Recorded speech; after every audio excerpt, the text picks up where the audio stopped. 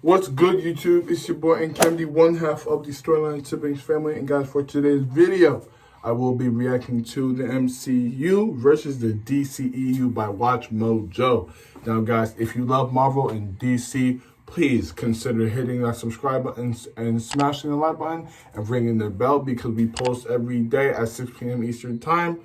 Well, at least we try to, but you know, yeah. But yeah, guys, without further ado, let's get it. Let's go.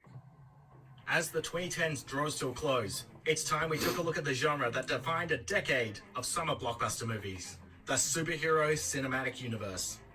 Welcome to Watch Mojo, and it's finally time to square off the Marvel Cinematic Universe against the DC Extended Universe. Special news for Watch Mojo fans! This year we'll be streaming the Saturn Awards on September 13th, celebrating the best in science fiction, fantasy, horror, and much more. Nominees this year include Godzilla King of the Monsters, Us, and of course, Avengers Endgame. Stay tuned for regular updates on Watch Mojo's community tab for more info, and don't forget to save the date. So for this face-off, we're putting Marvel's long list of critically acclaimed 23 films against DC's critically divisive 7 films. Okay, time out. Are we sure the DC universe is prepared for this? They're not. The Dark Knight trilogy and 2019's Joker, but none of those films are part of the DCEU. I can't include them. Right. Well, if you insist, but don't say I didn't warn you. I don't know how to lose. You'll learn. Round 1, box office gross. Obviously Marvel. No, not really, but when do I ever get what I want? That's right. If you look at any list of the highest grossing films of all time, both these franchises have movies that have recorded some of the best box office results ever. Just on films that have broken the illustrious $1 billion mark, the MCU has 9 films that hit that whole mark. Those being Captain Marvel, Iron Man 3, The Avengers, Avengers Age of Ultron, Spider-Man Far From Home, rest in peace MCU Spidey, and Black Panther. On top of that, Avengers Infinity War and Endgame have both broken the $2 billion mark each. That's crazy. The latter film becoming the highest grossing film of all time.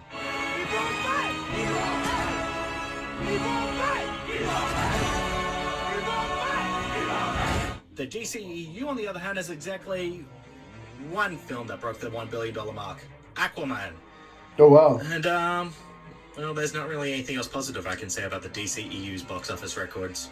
I mean, sure, Batman v Superman had a great opening weekend, but it also had the biggest box office drop compared to any other film in both the MCU and the DCEU. Unfortunately, that will blow away, like sand in the desert. So, MCU is the clear winner. The numbers don't lie. Winner, Marvel Cinematic Universe. Okay. That's point taken. Listen, yeah, we got some idiots running the show, but we got some good things too, right? Round 2, critical reception. All right, nice and easy. Seriously, just going to start off with 1% thrust capacity. So for this round, we're going to be using Rotten Tomatoes metrics. For the MCU, out of its 23 films, 21 of them have a certified fresh rating. The only films that didn't hit that mark are Thor: The Dark World and The Incredible Hulk, but they still rank in the positive. You guys are so screwed now! DCEU, on the other hand, only has 2 certified fresh Wow, films. that's really bad. Those being Wonder Woman and Shazam. Aquaman still hit a positive mark, but the other 4 films were critical flops. Wow, that's terrible. Yeah, I need friends. Alright, what about Metacritic? Well, it's a similar metric. 20 of the 23 MCU films have a positive green score, and the other 3 are in the mixed yellow range. The first 2 Thor films and Iron Man 2. Hey, I'm playing for the home team, Coulson. You and all your fabulous furry freak brothers. Now you gonna let me work or break my balls? Whereas only 2 films are in the green with the DCEU. Wonder Woman and Shazam, with the other 5 being in the yellow. Time out! DC fans, there's really no way I can spin this list to make it a fair fight. The MCU has more films, better box office results, and a greater consensus ratio of films with positive reception. Not to mention that DC's best films are the ones outside of the extended universe. Exactly. Hell, even Warner Brothers themselves seem to be split on continuing the cinematic universe. Screw it. I'm just going to call it early. The Marvel Cinematic Universe is the clear winner by a landslide 5-0.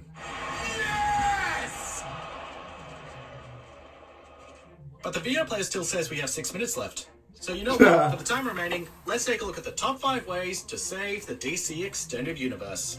Oh, see, now that's cold. That's a betrayal. I feel stung by that. Number 5, it's a marathon, not a sprint. The white Portuguese isn't carrying a dirty bomb. What is it carrying? If there's one film that's indicative of the DCEU trying to rush things, it's all on display in Batman v Superman: Dawn of Justice. It was only the second film in the universe, and yet it tried to cram too much into this universe too quickly. And no, I'm not just talking about the ham-fisted introductions of the rest of the Justice League. It's the fact that they blew one of DC Comics' biggest memorable moments so early on in the Death of Superman arc, to the point where the emotional impact it was trying to hit didn't feel earned at all. Oh, the circus is back east, carrying empty bones. They don't know how to honor him. Then there's the fact that the Justice League came out despite half the team not being introduced to film audiences yet, not to mention Steppenwolf being such a throwaway villain. The reason why the MCU worked is because the Avengers was an amalgamation of the heroes' roles from films prior as a final payoff. See, and like, payoffs take time. If it's all the same to you, I'll have that drink now. Not to mention that the main team-up villains was something that had been built up from the past. First with Loki, then with Thanos. Darkseid looks to be your best bet to get things back on track. Not Lex Luthor. Casting Jesse Eisenberg in that role blew that chance. I was just celebrating God's return out of the ground and back up into the sky. Number 4, keep your tone consistent, damn it. I love this guy. You played yourself, dog. We're not saying don't change each film's style, because let's be honest, we would pretty much be killing the DCEU by saying that, and we wouldn't have gotten Shazam. No, what we're talking about is this. Don't change the tone of the movie while it's still in production. Both Suicide Squad and the Justice League are clear examples of this. Okay, to be fair on the Justice League, part of the reason for the change was due to an unfortunate tragedy. But even then, such a tonal shift also led to yeesh! At the end of the day, both this film and Suicide Squad shared the same issue. Each one felt like two completely different films trying to compete for airtime with each other. That's not good. It was. Now it's not. Number 3, not everything has to be Batman. I know we're not really close friends or anything, but you're the only person that I know that knows anything about this Cape Crusader stuff. It's Batman. What? Forget it. We get it. Batman is the biggest fan favorite superhero of all time. But overexposing your expansive universe with one comic universe upsets the balance of the team. The MCU stands on its own because nearly every film that's not a team-up is its own self-established universe. We're all standing up now. Bunch of jackasses standing in a circle. So it feels like when everyone comes together, it feels like a group effort rather than just one hero carrying it all on his own. Right now we have the Batman, the Suicide Squad, and the non-universe Joker on the way. I didn't know if I even really existed. Not to mention some of the projects still in early production, including a Batgirl film, a Nightwing film, a Harley Quinn and Joker film, a Harley Quinn, Catwoman, and Poison Ivy team-up film, and yet another Joker film. This one in the extended universe. It's the DC Extended Universe, not the Batverse. Even the Teen Titans movie was self-aware about how absurd this was getting. It's the car. No, they did the car before you, bro. This is ridiculous. Batmobile, the movie. Number 2, ease up on the brooding.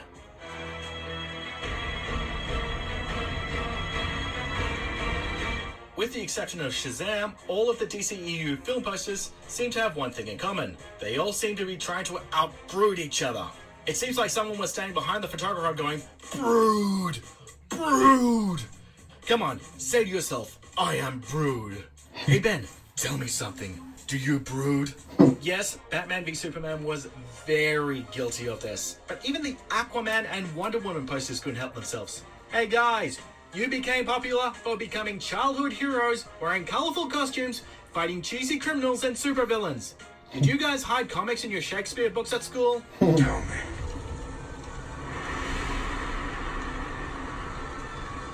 Do you bleed?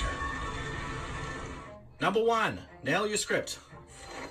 Save Martha. You can have amazing cameos, spectacular set pieces, and interesting foreshadow moments.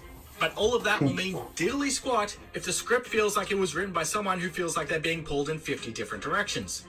There is a delicate balance for nailing a cinematic universe film script. Have too little plot threads, and you end up with a pointless filler movie. Jam too many threads, and everything feels like it's going at an unnecessary breakneck speed. We buy him some time. He can stop that box from destroying all life on Earth. We hope. Well, I knew you didn't bring me back because you like me. Most importantly, getting to these key moments has to make sense and feel justified. Remember, your DC Comics, Detective Comics. Maybe think like a detective after you complete your script. Keep all that in mind. Take it easy, and the DCEU may be worth saving. She was my world. And you took her from me. Do you agree with our picks? Check out this other recent clip Well- from Watch Mojo, and be sure to Well, subscribe guys, and ring the... like everyone already knows, like obviously Marvel has been over top of DC for the entire decade, with every single movie. The only ones that really I loved were really Birds of Prey, Joker, Shazam, also Aquaman. But Birds of Prey is also up in the air because lots of people didn't like it. But you know, that's just their opinion at the end of the day. But you know, me personally, I will be more of a Marvel fan until I die, only because of my favorite hero is Spider-Man. So I ride with him wherever he ends up, honestly. But please tell me in the comment section under which side are you on. Are you on the MCU or the DCEU? Please tell me in the comments under. Also, guys, if you are new to the channel, please make sure to hit the subscribe button, smash the like button, and ring the bell. And if you're not new to the channel, thank you for being a member of the Storyline Sibling family. And lastly, run these views up.